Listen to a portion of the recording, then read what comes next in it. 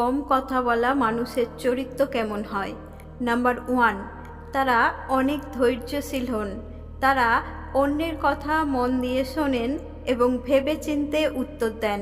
Number 2, কম কথা বলা মানুষগুলো সৎ হবার সম্ভাবনা বেশি থাকে।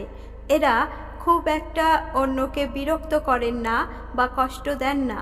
নাম্বার 3, কম কথা বলা মানুষেরা একা থাকতে পছন্দ করেন। তারা একা থাকে যেন তারা নিজেদের উন্নত করতে পারে। নাম্বার 4, কম কথা বলা মানুষ অনেক বুদ্ধিমান হন। এরা কাজের কথা অল্প কথায় অন্যকে বুঝিয়ে দেন। এরা ঘুরিয়ে ফিরিয়ে বা ন্যাকামি করে কথা বলতে পছন্দ করেন না। নাম্বার 5, কম কথা বলা মানুষ খুব একটা নিরাশ হন না। তারা যে কোনো কাজকে মাঝপথে ছেড়ে চলে যান না, ধৈর্যের সাথে সেটি সম্পন্ন করার চেষ্টা করেন।